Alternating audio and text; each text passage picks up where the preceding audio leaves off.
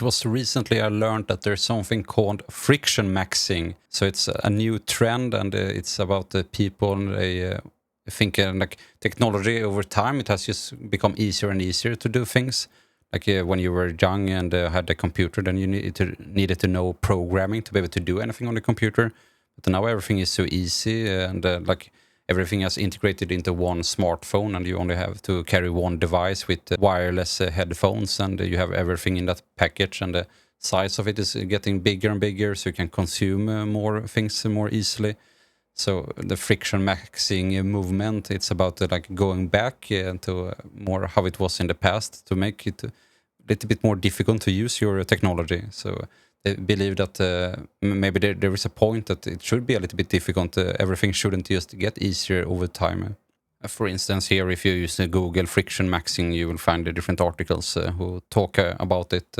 And connected with that, and there are a lot of people who are going back to dumb phones. So before we had smartphones, they're going back to those just feature phones that just have the most essential things to call and text people. I'm myself using a Google Pixel 8 Pro. So yeah, that's obviously a smartphone and not a feature phone. And I'm just trying to imagine like how would I survive if I went back to a feature phone. I don't know if I could. Like when I go outside, I rely so much on smartphone features, even though like maybe I don't want it, but that's just how reality is now with the public transport and parking and banking apps, different things like that. That I need to be able to do somehow. So some people who are going back to feature phones, they have maybe as a backup an iPhone or something that they don't use so often, but once in a while when they need it. Like the problem then with going back to a dumb phone is maybe that you need to carry two phones in the end. Here we have the Dumbphones subreddit. It's very active with a lot of people who are posting here, sharing their stories about their different smartphones. Here we have the Barbie phone. So it's quite an active group with a lot of people who are interested in going back to these older feature phones. But what I'm more interested in is in this flip phones subreddit. It's not as active, but it's especially for phones that you flip up, not just regular feature phones, but this type of form factor. I think it feels more nostalgic and cooler, so that's something I would be interested in having. But like the availability of different flip phones is maybe not as big as like the whole Dumbphones surface or what to call it. So like you can find more dumb phones than just these flip phones. The last time I had a feature phone or dumb phone, it was this one's, or at least I think it was this model, and it was running Firefox OS. So I had it around when it was released, and I think I had it for like a couple of years. But then I was using a Nexus 7 tablet as well. So yeah, could survive quite well on just this phone, but yeah, this was more than or about 10 years ago. So then also like I and the society was not as reliant on phones as we are now. So it was a little bit easier, I think, to get by. And then I was studying, and maybe I didn't need to like survive so much outside. So then it was fine, and I had my Nexus 7 tablet in my backpack when I went to university. So yeah, I could do anything I needed to do. So, but that was like that two-device setup that I was talking about. But so I have been able to survive in the past on a dumb phone and having something else. So I wouldn't mind going back to it really. But what people are talking about as well is maybe it's not the number of apps that you have accessibility to. So with a dumb phone, you only get what it gets delivered with. You cannot install anything.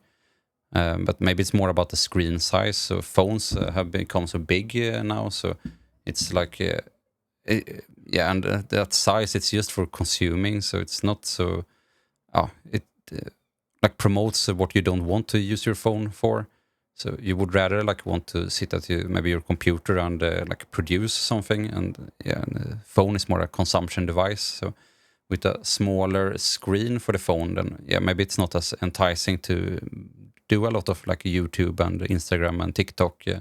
if you only have a tiny screen. So that's like one part of the movement who are more going towards smaller phones rather than these dumb phones. So a competent small phone that you can do anything you need to do on, but that is not so fun to scroll and doom scroll on. One such phone is the Jelly Star. So they claim that it's the world's smallest Android phone. So it has a 3-inch display, and it's very tiny. It looks like this. So some people are going to this instead of a dumb phone, and this is just a regular Android phone. But I think it's like with all these Android phones, like forever, when they have been released, and then it's quite unclear will they ever get any updates. So this is Android 13. I don't know. Maybe it has received an update. I don't know. But if you check their website, they have different phones. So here we have the Jelly series, and these are just the current ones. So Jelly Max, Jelly Star, Jelly 2, Jelly 2e. This Jelly 2 was Android 11, so I guess it was abandoned, and they released Jelly Star instead, Android 13. And if you want a newer Android, I guess you need to wait until the next model, and you need to purchase a new device. So that's the downside with Android. It gets abandoned quite quickly. And also something that I'm interested in, that would be to run LineageOS on the phone. But it seems like impossible to find something that is like within this friction maxing group of mobiles, and then what like LineageOS supports. Like if you draw that Venn diagram, there seems to be no overlap between those two groups of phones. But if LineageOS would have been available, then you could, I believe, more easily update to newer versions of Android. But if you now just rely on the manufacturer that they would be nice and kind to release a new update, it seems a little bit doomed. On the other hand, if you are within this like mindset, maybe it doesn't matter that much to have the latest update. Maybe you're fine that it works fine and you don't need anything new. And that's kind of like what the movement is about. Like with these feature phones, you're not chasing the newest things. So maybe it's fine having an old phone that has not been updated, but without security updates and all that. That's kind of what you need to weigh when choosing such a phone. I also saw on this phone Y2K phones. So it seems a bit popular, but I don't know if I would recommend it. They seem honest, what I can find out, but I believe they are like finding sources and buying phones and then reselling them, but it's a bit like older phones, and I think you can find them on eBay or other sites. It's not a recommendation, but it's just a bit fun to browse on this site since they have collected a lot of different phones. So they have smartphones, and it seems to be especially about the flip phones. So that's what I'm interested in.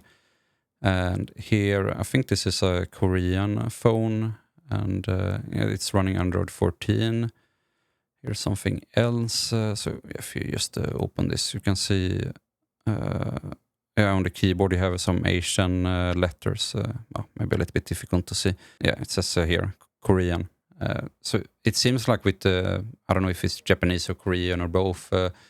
Like this T9 keyboard, it's a little bit easier to type their languages on those keyboards. So that's what I've at least read, in that's why these types of phones have stayed popular for longer in Asia compared to here in the West, where it's like kind of dead completely. So when reading that flip phones subreddit, there are a lot of people who are buying these Korean or Japanese phones since they want flip phones, and those are like the newest available. You find them in those countries. There is also this Cat S22, so it's a phone for construction workers, but it's a little bit old by now, and it seems like Cat has not released any flip phone like update to this one, and I guess it's a little bit abandoned. So that's like the selection you have when selecting a phone. You're gonna find a lot of old ones, and since it seems to work better with Asian languages, so So Keitai phones, it seems to be their category of phones, and that are these flip phones. So when googling, like searching for this Keitai might give you some results, and yeah, these are a bit popular as well. And here we have older phones. So I don't know how usable and these ones are, since you also need to look into like the basebands and they support, and these ones they might be used 2G or maybe 3G. And those networks are closing down in most countries, so then you need to have 4G or 5G. And yeah, when looking at these sort of phones, even if they are newer, so if you click on something, you need to check here with compatibility and see like what kind of bands do they support, and then look at your network operator that you have for your phone in your country and see do they support the same bands. Otherwise, you're not going to be able to SMS or call with the phone if it's not supported by your network operator or in your country. So I've seen in the flip phones and Dumbphones subreddit, people are a little bit sad sometimes that there is some phone they would like to buy, but it is not supported in their country due to this fact. And then there are some newer phones. I saw on this Sidephone, it's called. So I don't know if it was a Kickstarter or people have just pre-ordered or something, but it seems to be coming out like right now. There are some reviews on YouTube, but if you look at those, I'm a bit skeptical because it seems like it's, I don't know if sponsored, but maybe not. But I think those people on YouTube have received these phones beforehand, and all of them are a bit positive. They mention some negative things, but I think you should be a little bit skeptical when watching those videos. It seems a little bit too new still for regular people to have been able to use it and buy it and review it. So now you have more those biased YouTubers who have looked into it. And I think one obvious problem is with this T9 keyboard. So that's what I would like to use, but they haven't printed any letters on those keys, so it's a little bit of an oversight. I saw in one video that mentioned that it doesn't have any backlight as well, the keys, so it's a little bit difficult to use when it's dark, and there are other problems. But at least with this phone, what I like is that they have, it's something they seem to have produced themselves. Some work has gone into this, and they are making their own custom phone or so. There are other phones that just seems to be like drop shippers or like resellers of Alibaba stuff, and at least this is quite original. There is another phone I've seen mentioned, is this Dumbphone Mini, but I don't know if it is like an Alibaba phone or not. But I'm getting a little bit that feeling that it's from Alibaba. It doesn't need to be bad, but maybe I would like something that is just not a Chinese copy, or something more a little bit serious with something more behind it. For instance, I saw on this one a Lagom phone, so it's the same concept. It's a feature phone running Android, you can do most things, but this one in particular, I read in the frequently questions and answers, there it says they have customized the operating system to block some apps, so you are not able to use like TikTok, for instance. So they have done some customization, but this one in particular, so that one I found on Alibaba. So here you have the same phone. So if we go back here and here, so like the keys, it looks on the same, and here they're selling it for, I think it was around 2,000 kronor, so that's like $200, but here it's like 600 kronor, which is about $60, so quite a bit of a markup. But at the same time with Alibaba, I guess you need to pay import charges, and here this particular seller, it's at least 2 units you need to buy, so it's not so easy maybe to buy a phone from here. And they have done some customization here on Lagom. So you kind of need to decide if it's worth it or not to you. But I'm a So I would be a little bit skeptical about this sort of phones, more like when it's something more original like this one. Yeah, and as I mentioned here on the Y2K phones, so like if you look at them, yeah, you can't find the same phones on eBay. So here was this MIVE Style Folder 2. So if you search on eBay for the same thing, yeah, you get a lot of results. You need to do a bit of your own research and decide where you would want to buy a phone from. And here we have the Barbie phone. So it was released some years ago. It was together or at the same time when the Barbie movie came out. And it is a flip phone, and there are people who are like unironically using it in the flip phones subreddit, since like the availability of different flip phones, it's not that big, and so you kind of need to take what you can find a little bit. But it's based on a Nokia phone, so it's based on this one. But yeah, it came out some years ago and it was a limited edition, so it's a little bit difficult now to find it. But people find it funny, yeah, going back to a feature phone and having a Barbie phone. So I guess you would get some comments, or people would look at you strangely if you bring up this Barbie phone and make a phone call on it. So I cannot really decide myself what I think about this friction maxing movement. On one hand, I have my functional phone, so it works and it does everything I need it to do. But on the one hand, I find it quite cool with Dumbphones and flip phones, especially form factor of flip phones. It would be fun to have something like that, and maybe something more inconvenient with a smaller screen, but still works good enough. I think it would be funny, and I prefer to not use my phone that much anyway. So, and as I said in the past, I've used a dumb Firefox OS phone, and that was fine for me. So yeah, I wouldn't mind like a smaller form factor, and but at the same time, I don't really have problems with doom scrolling social media. I think maybe I open Reddit and Hacker News and Lobsters from time to time, but and watch maybe YouTube. But YouTube I don't watch that much anymore, because like in the settings you can disable so you don't have any feed anymore. I don't remember, but it's a little bit difficult to tweak that. But if you Google, you will be able to find it. But you can like turn off your history, and then your feed gets turned off as well. So I only have my subscription feed, and that's what I see when I open my YouTube.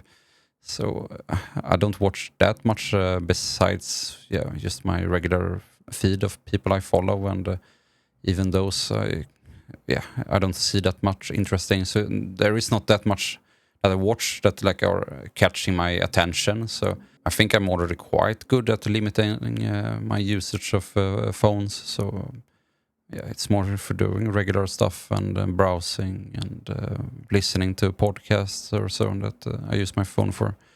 Yeah, but maybe the browsing part, maybe I would decrease that. I used web browsing if I had a smaller phone that was not as fun to use. So that's a little bit what I think would be fun to try. The reason why it would be fun to try such a small phone. So I have my wife and child, and maybe I could spend more time with them. But as I said, I'm not like addicted to social media or anything. I never open Facebook, never open Instagram. I don't have TikTok. Most of those apps I don't use, so I don't really have so much addiction to Kyocera, but it would be fun, when being in public transport and having this small phone or inconvenient phone, and then maybe I would think about doing other things. So I've seen people on YouTube. I think it's a little bit fun to watch people who are like switching over to Dumbphones and see what they think. And there are people who use on a Dumbphone and then need to think maybe I need to bring my book into the subway so I can do something in the subway, since I will not be able to listen something if I don't bring my CD player, or I will not be able to read otherwise, or so. So I think maybe that would be the point to switch. So by reducing screen real estate and not having a fun phone to bring with you, then you need to start to think about other things. What would I do otherwise? Since that wouldn't be an option to just open the news or things like that. But I still haven't decided what I would like to buy. I'm a bit interested in those Japanese flip phones due to the form factor. And if it can run an Android version that is like new enough to be able to support apps that I need, so that's like where I'm leaning. I think that's like the more practical way, and I like the form factor. But I haven't really decided. I also like this with the Dumbphones, but it seems just a little bit too impractical, and I don't think I want to be forced to be able to carry 2 devices with me. So maybe a flip phone if I can find something that I like. The assortment that you have, it's not that big, sadly.